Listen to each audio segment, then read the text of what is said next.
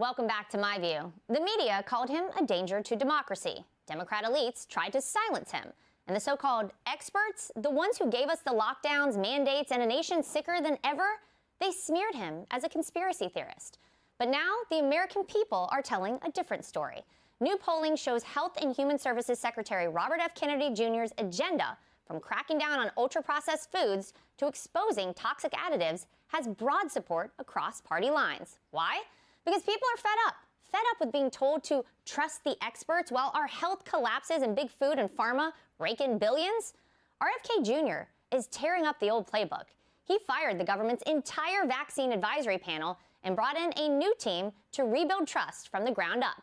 He's also announced a sweeping overhaul of federal dietary guidelines, demanding transparency and accountability across the board. So I caught up with the secretary as he works to put health back into human services.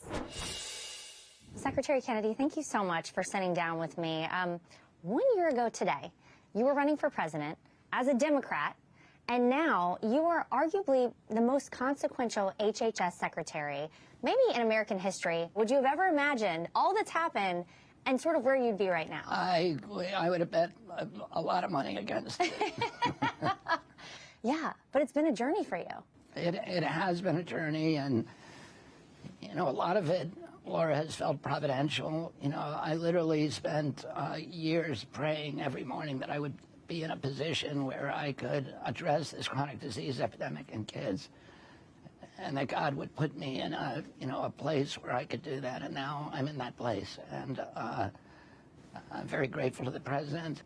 You know, he's allowed me to populate this agency with extraordinary scientists. You can't have real science if you don't have integrity, if you don't have information, and that we can share knowledge with each other and debate that knowledge. And they're all against this regime of control, of centralized control, and of information, of censorship, of using this agency to manipulate the truth in order to achieve an outcome of compliance among Americans. There's all kind of biases, and we need to have a system in place that will account for those biases and that will produce the best gold standard science for Americans and evidence-based medicine.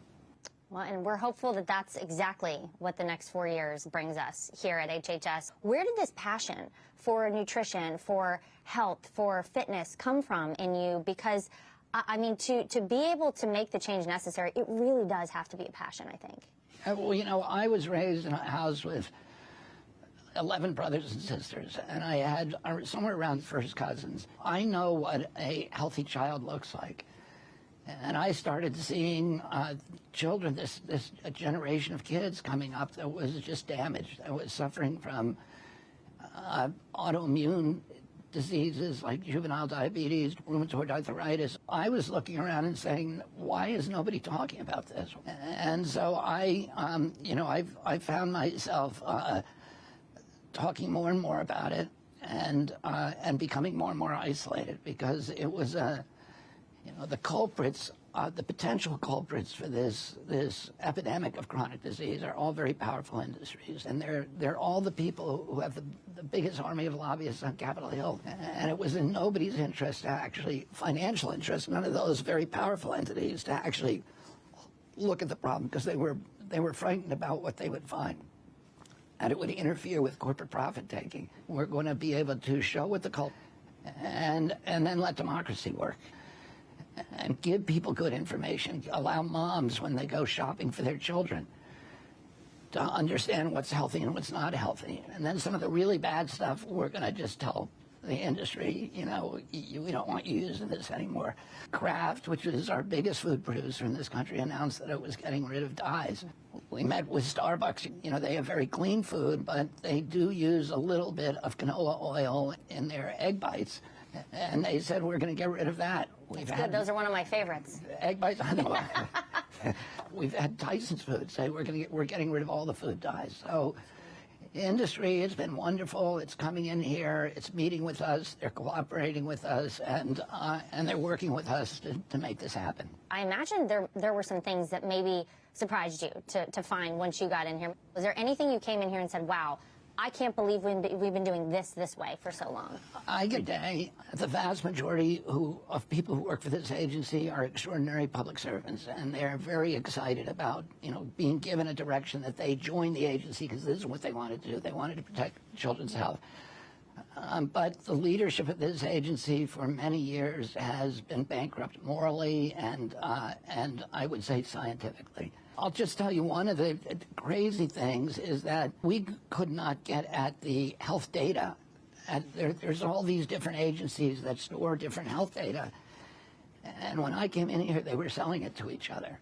And we could be doing things with that. We could look, let's say there's 3 diabetes drugs. We can look at each one of them and say this one is causing side effects in this particular demographic. And we can look at all these things and then start making good decisions about it.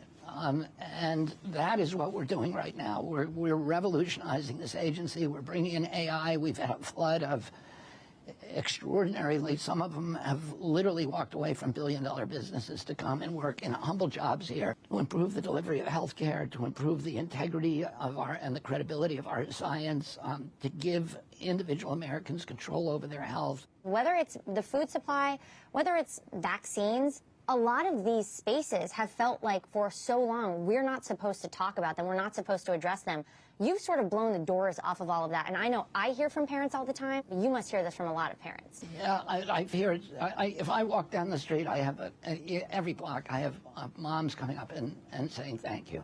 There's been this deliberate information chaos. So we're going to change all that. And we're going to make it so that people can do studies, that they can do gold standard science, that they can replicate those studies. And we're going to start doing real science and answer these questions for the moms. We're going to restore public faith in the public health regulatory agencies. There's so many perverse incentives that are built into our medical system now. Hospitals, pharmaceutical companies, insurance companies, they're all making money from keeping us sick. And this is just a fact of life. All of those institutions make more money if you're sick. But, economic incentives have an influence on validating or fortifying judgments that may not be the best for the patient. You come from a very famous family, a family who's had a huge impact on this country. So as Secretary of HHS, what do you want your impact to be on America? My uncle used to say, that you could not ever find peace if you could not put yourself into the shoes of your adversary. And I think that's what President Trump tries to do. And, I respect him enormously for that. And, I'm very proud to work for him because I vision that looks over the horizon. He's looking at what happens to kids in this country. He's thinking about our children and what they're going to face. And so you asked me, what I would like to see from this, and that, I just want to see those visions pan out. And a lot of the stuff that he's doing is high risk, high stakes. We have to do it. If we don't do it, we're just on this, a prearranged trajectory toward destruction. And, I thank God that we have a president in the White House that is not going to let our country go in that direction. Hey, Sean Hannity here. Hey, click here to subscribe to Fox News YouTube page and catch our hottest interviews and most compelling analysis. You will not get it anywhere else.